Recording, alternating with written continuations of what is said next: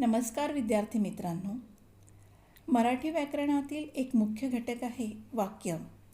हा घटक तुम्हाला प्रश्नांची उत्तरे लिहिण्याकरिता, स्वमत लिहिण्याकरिता, तसेच उपयोजित लेखनमधील निबंध, गोष्ट, पत्र याकरिता सुद्धा उपयोगी होतो.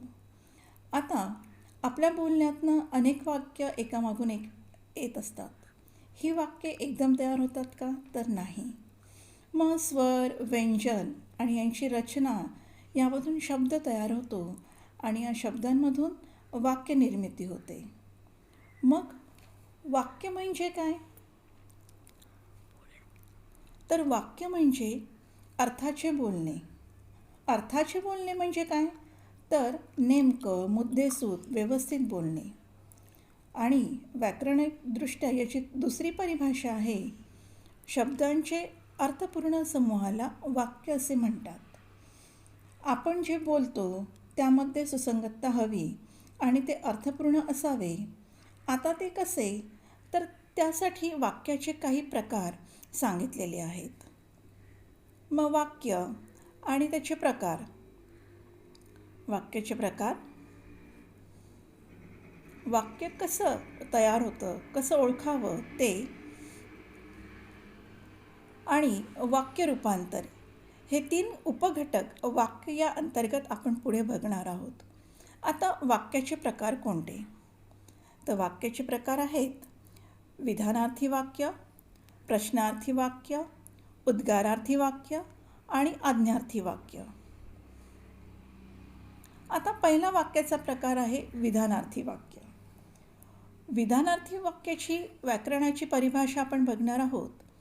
ज्या वाक्यात केवळ विधान केलेले असते त्यास विधानार्थी वाक्य म्हणतात. आता विधान म्हणजे काय? तर एखादी गोष्ट पक्की आहे, जिच्यामध्ये कधीच बदल होत नाही, जी गोष्ट घडलेली आहे असे जे वाक्य असतात ते होतात विधानार्थी वाक्य. या ठिकाणी मी तुम्हाला उदाहरण दिलेलं आहे. सूर्य उष्ण आहे.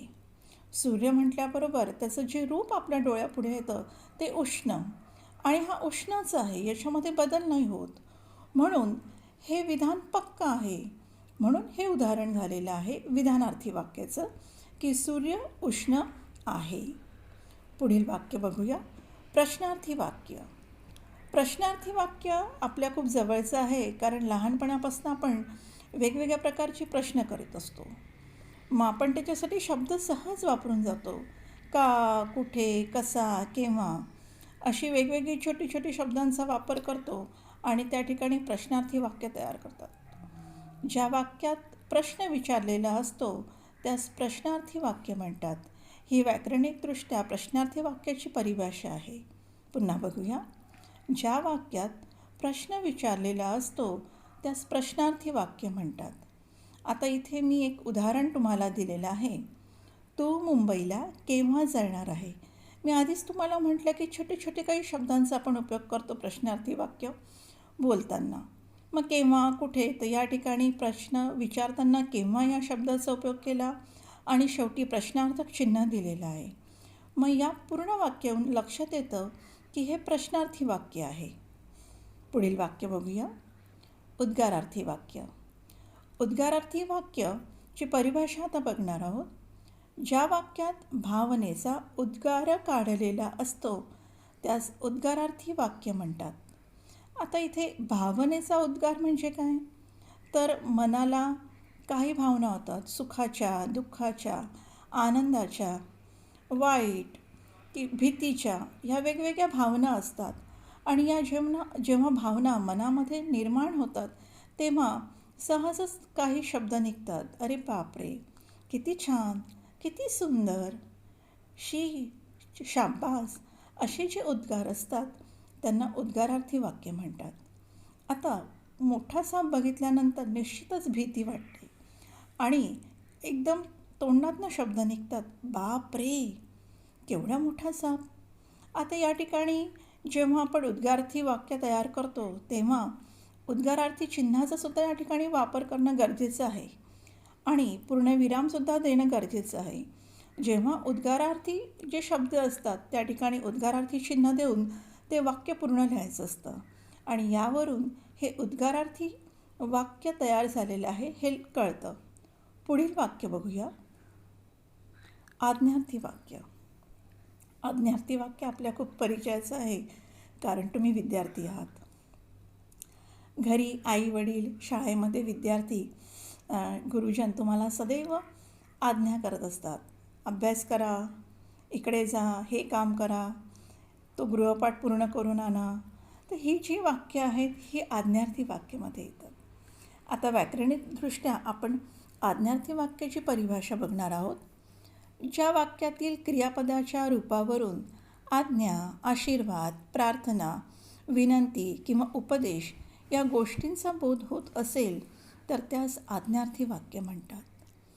आज्ञा, आशीर्वाद, प्रार्थना, विनंती किंवा उपदेश ह्या गोष्टी ज्येष्ठ लोक, मोठी लोक आपल्याला करत असतात. आता या ठिकाणी मी तुम्हाला उदाहरण दिलेलं आहे. मुलांनो, चांगला अभ्यास करा. इथे आज्ञा दिलेली आहे की मुलांनो, अभ्यास चांगला करा. मग प्रार्थना असेल, विनंती असेल, उपदेश असेल आणि क्रियापद त्या ठिकाणी काही प्रकारचे असत, करा, बसा, उठा. तर यावरून हे लक्षात येतं की हे आज्ञार्थी वाक्य आहे. पुढे त्याचप्रमाणे अजून वाक्याचे 2 प्रकार येतात.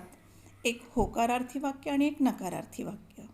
हे सुद्धा तुम्हाला अभ्यासक्रमामध्ये आहे. आता होकारार्थी वाक्य म्हणजे काय?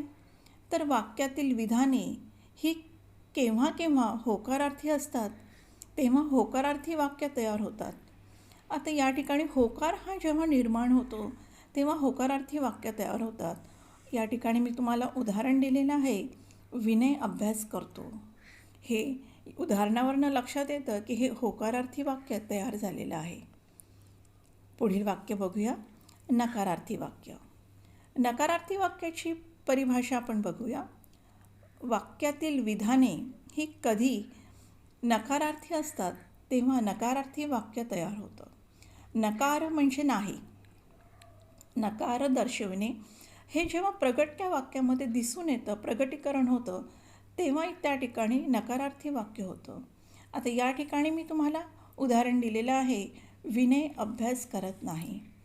पहिलं होकारार्थी होतं की विनय अभ्यास करतो आणि या नकारार्थीमध्ये मी तुम्हाला उदाहरण दिलेलं आहे, विनय अभ्यास करत नाही. यावरनं हे नकारार्थी वाक्य आहे हे आपल्या लक्षात येतं. पुढे बघूया. आता वाक्य रूपांतर म्हणजे काय? फार महत्त्वाचा घटक आहे आणि सहजच एका वाक्यामधून दुसऱ्या वाक्यामध्ये बदल. आता रूपांतर म्हणजेच काय? तर बदल. रूपांतर म्हणजे काय? तर परिवर्तन. परिवर्तन म्हणजे काय? तर रूपांतर आणि बदल. कशाही प्रकारे तुम्हाला परीक्षेमध्ये विचारलं तर तुम्हाला लक्षात येतंच की वाक्य रूपांतर म्हणजे काय? तर वाक्य बदल. वाक्य रूपांतर म्हणजे काय? तर वाक्य परिवर्तन. आता याची परिभाषा बघूया. वाक्याच्या रचनेत केलेला बदल म्हणजे वाक्य रूपांतर होय. आधी आपण 4 मुख्य घटक बघितलेले आहेत आणि परीक्षेमध्ये आज्ञार्थी वाक्याचं विधानार्थी वाक्य करा, विधानार्थी वाक्याचं तुम्ही उद्गारार्थी वाक्य करा, असे वेगवेगळे बदल तुम्हाला विचारलेले असतात. त्यानुसार ती रचना शब्दाची करावी लागते. आता दुसरी एक परिभाषा आहे की वाक्यार्थाला बाधा न आणता केलेला बदल म्हणजे वाक्य रूपांतर होय. वाक्याच्या अर्थाला, वाक्यार्थाला म्हणजे काय? जे वाक्य दिलेलं आहे त्याच्या अर्थामध्ये कुठलाही बदल नाही झाला पाहिजे आणि कुठलीही बाधा नाही आली पाहिजे, त्याचा अर्थ नाही बदलला पाहिजे. योग्य रूपामध्ये ते वाक्य रूपांतर व्हायला पाहिजे, त्याला म्हणतात वाक्य रूपांतर. आता या ठिकाणी मी तुम्हाला एक उदाहरण दिलेलं आहे की प्रश्नार्थी वाक्य आणि विधानार्थी वाक्य दोन्ही वाक्य मी एकच ठेवलेली आहेत, पण प्रश्नार्थी वाक्यामधनं विधानार्थी वाक्य कसं तयार होतं? तर जगी सर्वसुखी असा कोण आहे? कोण यावरनं प्रश्न केलेला आहे आणि शेवटी प्रश्नार्थक चिन्ह दिलेलं आहे. तर हे प्रश्नार्थक वाक्य निर्माण झालं. आता या वाक्याचं आपण विधानार्थी वाक्य केलं, जगात सर्वसुखी असा कोण नाही. कारण या जगामध्ये सर्वसुखी असं कोणीच नाही आहे. प्रत्येकाला काही ना काही दुःख आहेत, हे विधानच आहे. आणि अशा पद्धतीने जगात सर्वसुखी असा कोण नाही, अशा पद्धतीने हे विधानार्थी वाक्य झालेलं आहे. या ठिकाणी प्रश्नार्थी वाक्याचं विधानार्थी रूप आणि विधानार्थी वाक्याचं प्रश्नार्थक रूप तुम्हाला मी दाखवलेलं आहे. पुढे बघूया. पुढे अजून एक मी वाक्य रूपांतर तुम्हाला दाखवलेलं आहे. उद्गारार्थी वाक्य आणि विधानार्थी वाक्य. आता उद्गारार्थी वाक्य आहे भावनेचा उद्गार. इमारत खूप उंच आहे म्हणून उद्गारार्थी वाक्य तयार करताना केवढी उंच इमारत ही. केवढी हा शब्द अचानक एक मोठी इमारत बघितल्यानंतर मुखावाटे निघतं आणि त्या ठिकाणी उद्गारार्थी चिन्हाचा वापर केलेला आहे. त्यामुळे हे उद्गारार्थी वाक्य झालेलं आहे. आता याच वाक्याचं विधानार्थी वाक्य आपण तयार करूया.